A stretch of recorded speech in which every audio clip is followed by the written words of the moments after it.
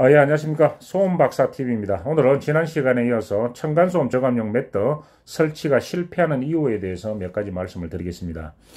최근에 국감에서도 이 층간소음 문제가 심각하게 다뤄지고 있는 것이고, 이 층간소음의 그 원인 자체로서 이제 주로 시공상이 잘못되었다라는 부분들을 많이 지적을 하고 있는 상황들입니다.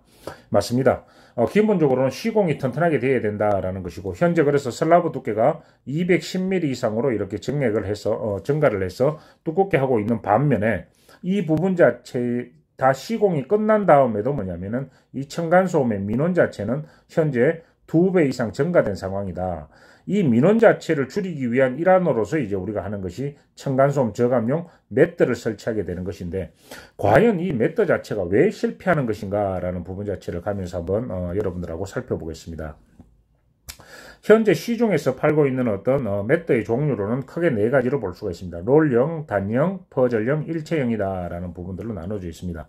물론 여기에 따라서 이제 가격대라든가 그 다음에 두께라든가 이런 부분들의 이제 차이가 분명하게 존재할 수밖에 없습니다.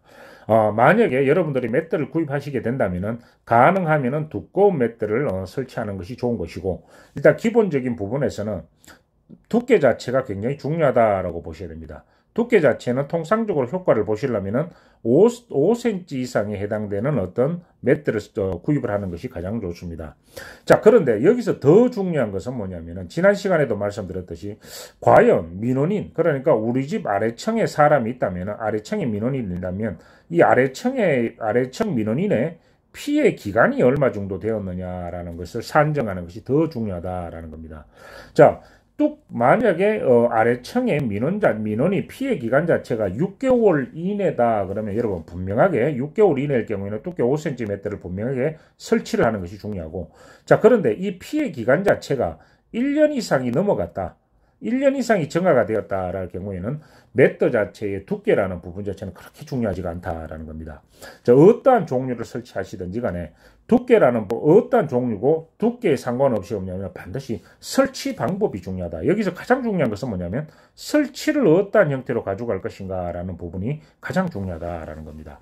자, 그래서 이 설치라는 어떤 부분 자체에서는 여러분들 두께가 어떤 종류, 어떤 두께를 어떤 두께를 두께의 크기를 사용하든지 간에 반드시 여기서 여러분 하나만 먼저 알려드린다면은 가장 중요한 부분은 뭐냐면 이 아래층에 있는 사람이 뭐냐면 이 매트를 설치하는 부분, 이 매트 자체를 설치하는 부분 자체를 볼 수 있도록 해줘야 된다라는 겁니다. 볼 수 있도록 해줘야 된다. 아래층 사람이 위층에다가 매트를 설치하는 그 부분 자체를 볼 수 있도록 해주는 것이 가장 중요하다라는 부분들입니다.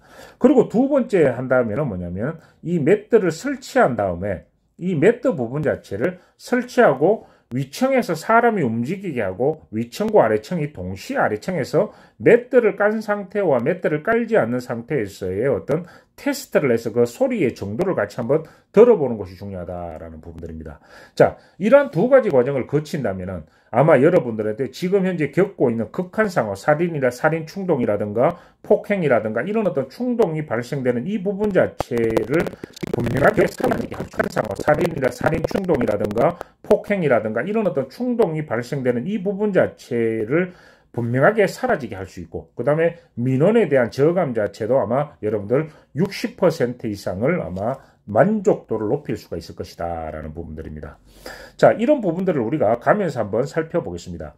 자, 아까 말씀드린 대로 이 매트라는 부분 자체는 우리가 두께라든가 종류에 상관없이 설치하더라도 큰 물리적인 효과 부분 자체는 없다라고 말씀드린 것은, 우리가 이 매트라는 부분 자체를 테스트할 때 뭐냐면 이 매트라는 부분 자체의 테스트에서는 이 매트를 까는 어떤 주 목적부터 보면은 이 목적 자체는 바로 뭐냐면 아이들 뛰고 어른 걷는 소리에 해당되는 중량 충격음을 줄이기 위한 것인데, 여기에 나와 있는 이 기계 자체가 바로 뭐냐면 우리가 백머신이다라고 그래서 이 중량 충격음을 테스트하는 기계입니다.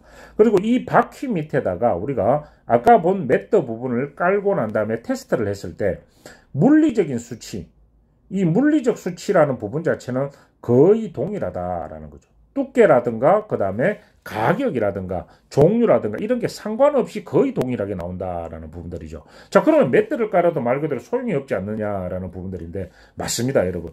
특히 층간소음에 대해서 피해가 1년 이상 넘어간 사람한테는 매트를 깔더라도 큰 효과가 없다라는 부분들이죠. 왜냐? 그동안에 서로 간에 얽힌 감정이라는 부분 자체가 층간소음의 80% 이상을 차지하는 상황이다 보니까 위층에서 어떤 행동을 하든 어떤 방법을 취하더라도 전혀 아래층에서는 도움을 받지도 않고 그것을 믿지도 않는다라는 부분들입니다. 자, 그래서 우리가 교육을 해드릴 때 일단 감정 부분을 다스리라. 그래서 그 감정 부분에서 경청이라는 부분을 말씀을 드렸듯이 이 감정이라는 부분 자체를 저감시키고 난 다음에 매트가 들어간다면 굉장히 중요한 효과를 보게 된다라는 부분을 말씀을 드렸던 것입니다. 자, 여기에서 이제 우리가 매트를 설치하는 방법에서 그럼 좀 더 효과적인 방법은 어떤 부분들이냐? 우리가 문제가 되는 것은 뭐냐면 일방적으로 이런 우리 집은 매트를 설치했으니까 우리가 전혀 우리는 더 이상 할 게 없다 이런 형태로 이제 위층에서 행동을 하고 또 말을 하다 보니까 아래층에서는 감정 자체가 극대화될 수밖에 없는 것이죠.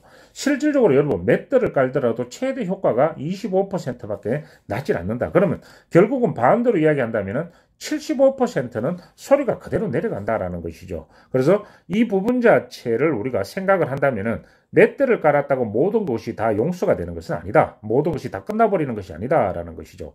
그리고 또 한 부분 자체는 정확한 위치에 매트를 설치하지 않는다라는 부분들입니다.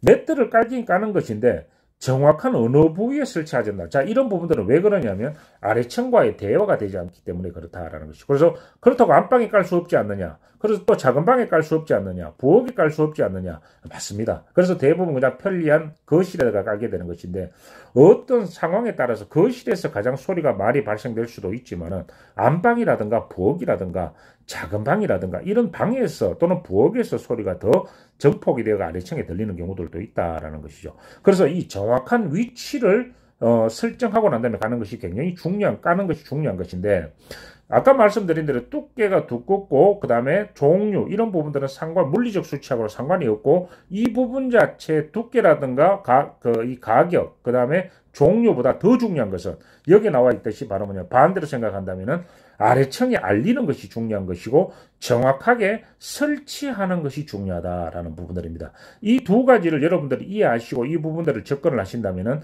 현재 설치되어 있는 매트도 지금 현재 효과 자체를 100% 올릴 수 있을 것이다 라는 부분들입니다. 자, 오늘은 여러분들이 매트를 설치를 하더라도 왜 실패하는지라는 부분 자체를 잘 모르고 매트를 깔았는데 아래층에서 이렇게까지 항의하는 거 보니까 아래층이 예민하다. 저 사람은 상대할 필요가 없다. 이렇게 하면서 극한 상황으로 내달릴 수가 있다라는 부분들인데 과연 이 부분 자체가 왜 실패하는지를 말씀을 드렸습니다. 자, 다음 시간에는 그러면 이와는 반대로 사례를 말씀드리면서 매트 자체를 가장 효과적으로 말씀드린 대로 100% 효과를 보기 위해서는 어떠한 형태로 접근하면 좋은 것인가 라는 부분 자체를 1, 2번 부분 자체를 반대급부를 말씀을 드리면서 여러분들한테 좀 더 소상하게 말씀을 좀 드리겠습니다. 예, 오늘은 매트를 설치를 하되 이 저감용 매트가 왜 효과를 크게 보지 못하느냐라는